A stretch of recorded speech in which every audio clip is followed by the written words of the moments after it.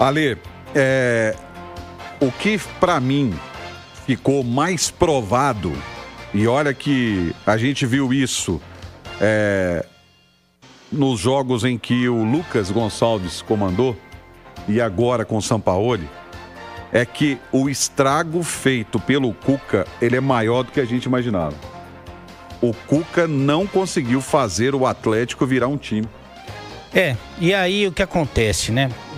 Chega o Sampaoli nos braços da torcida, que tem uma imagem dele, assim como o Sampaoli tem uma imagem de alguns jogadores do Galo do passado, né? Que há muito tempo não jogam o que ele viu os caras jogarem.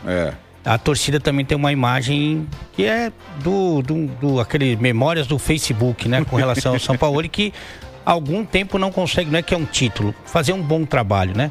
Mas recentemente ele teve no Flamengo e com aquele timaço não conseguiu arrumar nada, né? Então, o que acontece é o seguinte: chega o Sampaoli e ele vê o quadro todo. Acho que algumas coisas ele acabou não conseguindo observar, porque é muita coisa em pouco tempo e tal.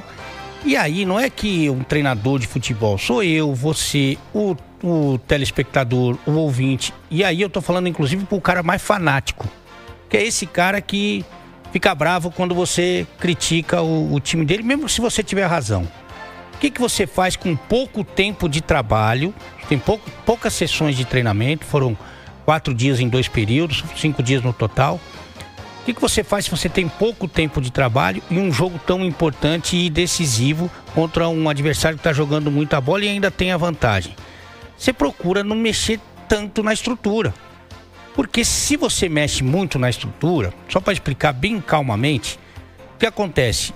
Você não consegue, você desvincula o time do que ele treinou até agora e você não consegue fazer com que o time passe a executar o que você treinou naquelas poucas sessões. Sabe um exemplo muito claro que isso acontecia? Com a seleção brasileira com o Fernando Diniz. Os jogadores não jogavam o que eles jogavam no clube e também não conseguiam fazer, evidentemente, com poucas sessões de trabalho, o que o Diniz gosta do futebol, né? Então, o que acontece é o bom senso que a gente fala. Mas, evidentemente, isso não acompanha a carreira do Sampaoli e ainda não começaram as críticas. Estou falando que a característica dele, então, quando ele foi contratado, praticamente todo mundo sabia que ia ser assim. Talvez não com uma primeira impressão tão distante do que o mundo enxerga. Por exemplo, ele precisou de 9 sessões de treinamento, né? 4 em 2 períodos e uma em um período só. 9 sessões de treinamentos. Ele não percebeu que o Fausto Vera não é bom jogador na posição dele, quanto mais como zagueiro, que ele inventou o Fausto Vera como zagueiro. Em 9 sessões de treinamento não deu para ele ver que o Igor Gomes não pode ser titular nunca do Atlético. E se ele recorresse a qualquer um que está passando na rua, falasse assim: você que acompanha os jogos, como é que foi o Igor Gomes quando saiu jogando? Como é que foi o desempenho dele? O cara ia falar todas as vezes ele foi mal e saiu no intervalo, inclusive saiu ontem, não foi no intervalo, mas foi no segundo tempo. Quem é um jogador que vem tentando alguma coisa diferente no time? O cara ia falar, é o Coelho, jogando pelo lado esquerdo, aberto pelo lado esquerdo. Ele botou o Coelho de ala pela direita. Como é que gosta de jogar o Scarpa, que em algum momento já foi eleito, e aí não sou eu que estou falando, foi a eleição, melhor jogador do Campeonato Brasileiro. Aí ele gosta de jogar do lado direito para dentro com liberdade.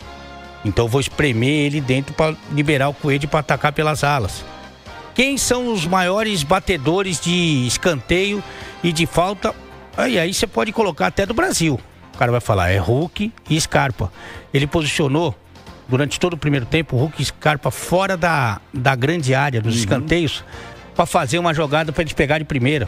Claro que não deu certo, evidentemente. Você pede Hulk, o Hulk fez até gol olímpico. Scarpa, nos escanteios que ele bateu, o Hulk também, saíram alguns gols do Atlético na temporada. Então, assim, ele mudou, mas mudou muito. Mas o torcedor fanático, e aí eu tô falando com o torcedor fanático que tem um microfone na mão ou não, porque tem essa nova categoria, né?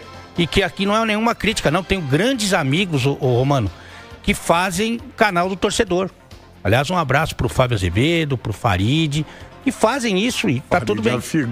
Só que isso mudou um pouco a comunicação, né, esportiva, né? Porque o cara, ele fala como um torcedor. Aí o que acontece? E esse cara não é um cara crítico, evidentemente, né? Claro que não é. Mas aí a gente fala, ó, tudo bem, então, como foram poucos os treinos, poucas as sessões, não deu pro cara observar tudo. Não deu pra observar que o Fausto Vera é ruim, que o Igor Gomes é ruim, que o Coelho não é lateral direito ou ala direita. Não deu pra observar, tá bom? Não deu pro cara que tava no banco de reservas, o treinador, ver que o time dele foi amassado no primeiro tempo e que ele tinha a obrigação de tirar o Coelho da ala direita, que ele deveria tirar o Fausto Vera da zaga, que ele deveria tirar o Igor Gomes do time. Ele não conseguiu ver no jogo, que todo mundo estava vendo. É que a torcida do Atlético não foi no estádio.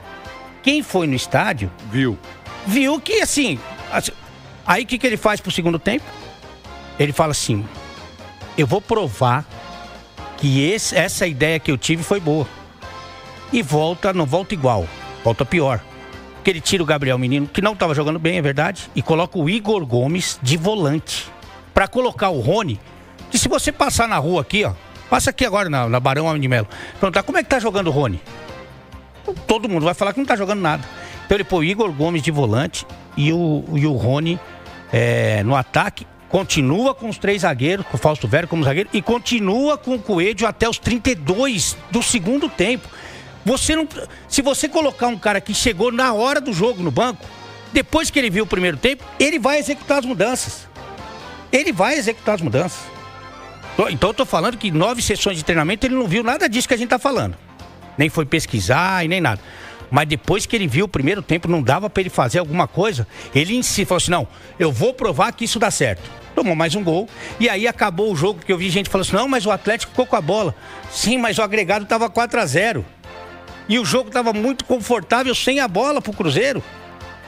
Sem a bola. Ah, não, mas o Atlético tocou mais a bola. Claro, porque o Cruzeiro permitiu, porque já tinha classificação. E o torcedor não gosta de ouvir isso, porque ele só gosta de ouvir elogio do time dele. Mas eu não estou falando isso porque eu quero o mal do Atlético, não. E não quero também que o São Paulo dê certo. Só que é assustador. Esse quadro que eu estou falando, ele é muito assustador. Desde o que ele observou nos treinamentos e principalmente o que ele deveria ter observado durante o jogo. E outra coisa, hein? O Alan Franco, se tiver cansado, o Alan Franco, vou supor que ele está cansado, porque o Fabrício jogou na altitude, 4.000 metros, e jogou o jogo inteiro, né?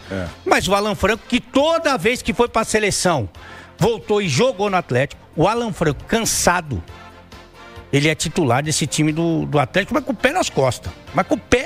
Se ele estiver cansado, porque o Fabrício Bruno não apareceu.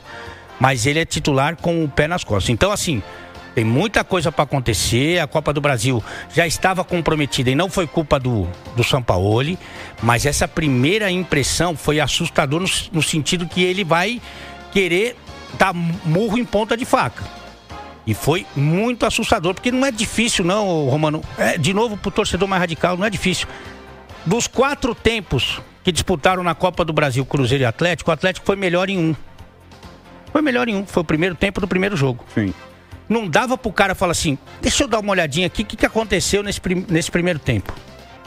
Pra ver o que eu posso aproveitar aqui. Né? Porque se o Atlético jogou melhor do que o Cruzeiro, sim, não foi muito melhor, mas foi ligeiramente melhor que o Cruzeiro.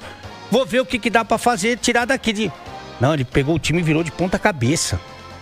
O cara que não tava jogando pra titular, improviso na zaga, improviso na ala direita. Depois mexeu ainda, demorou para mexer, quando mexeu no intervalo, mexeu errado. Então, assim, tem muita coisa para acontecer. Mas que essa primeira impressão não deixa de ser assustadora, isso aí é inegável.